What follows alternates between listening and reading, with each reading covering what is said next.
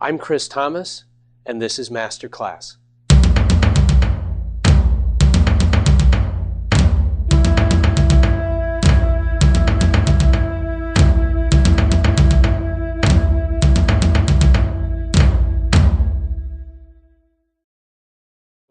This is actually application to more than just Naihanchi. This is application to down counter. Now, it does have a slightly different dynamic to it.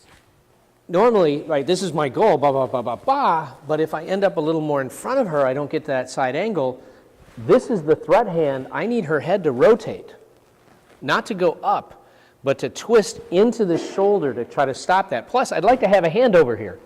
So I hit here, and then I come back here and here. Right. This is down counter. What you're going to see is I'm going to hit her in the face, on the other side of the face, but also in the shoulder here. So you're going to see this. I go boom, boom. Right. Now watch this elbow. See, it hit into her near lung 1 meridian, right, near the lung point. Bang this way. But now look where her head is. Bang. And so that means that the impact point is here, right, not here. So we think this, because you do down counter, you think, ugh. And it's not. Down counter is there, right? You're going through the head. You're going through the head. And that's what's really critical for you to get, for you to understand, is that all of this is through technique. This is why this is so useful for you to learn, because it teaches you, forces you to go through. Well, down counter is the same thing. Once you get this, now you know, oh, down counter is not here. It's the head's here, and you just boom, smack through the head. So now you try it with down counter, because I don't know if you've noticed, but there is down counter in the kata. So we have 1, bang, 2, bang. Okay. He's going to punch me. He's going to punch me. So let's think about this: the sort of pure, what we would consider combative space elements. This is about me finding the desirable position. So he's throwing a punch. What's the safest place for me to be? Out in the hall.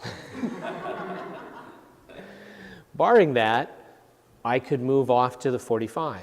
So if I move over here, see now I'm on his 45, it's much more difficult for him. He now has to twist way around to begin to engage me. And I can just keep moving to the 45 until at some point I have like control of his body. So one thing I can do is I can move to the 45. Now I can also get him to move to the 45. So I just want you to look at this for a second. If I go over here, do you see this angle of his shoulder? And the angle of his shoulder is relative to me. I can make that happen by I can pull, that causes that angle. I can strike lung 5, that causes that angle.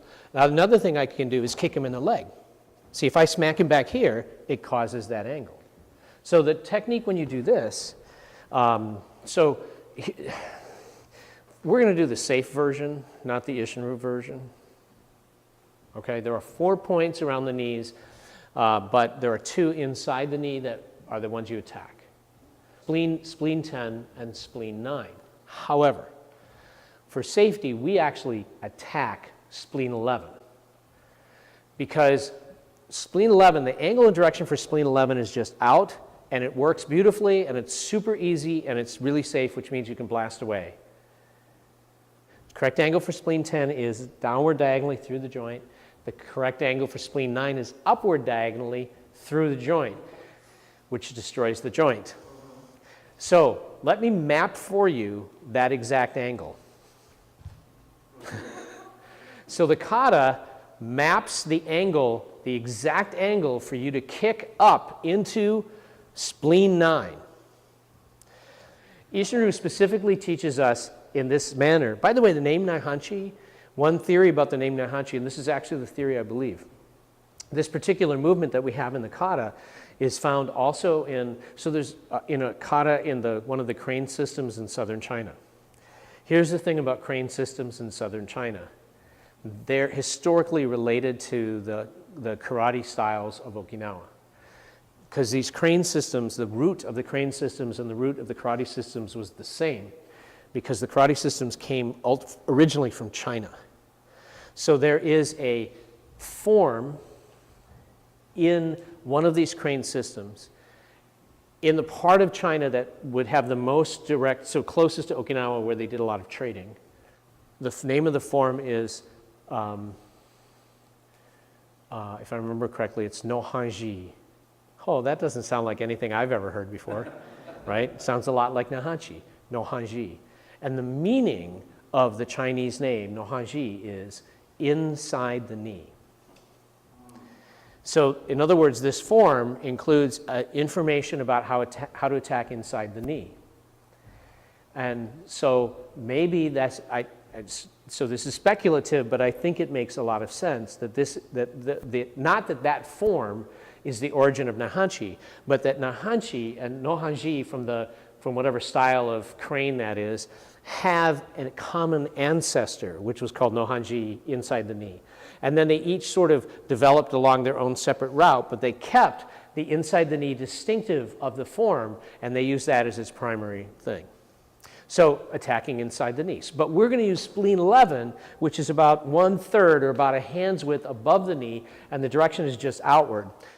So he's the aggressor, right? There's his leg. Bend your knees a little bit. This is for safety for you. The point is right here. It's very easy for me to see, very easy for me to kick. See how his body moves when this happens. So his body goes 45. And at the same time that occurs, his right? Come on back. So I go here, boom, and then, well, look. It gave me his target. Now, I did them sequentially, 1, 2, but you don't really do it. You okay? Yeah, I know. They're supposed to be done at the same time. Okay, right? I'm actually using this part of my hand. Hooking behind triple warmer, tapping this way while I kick. Okay? Right, so see, boom.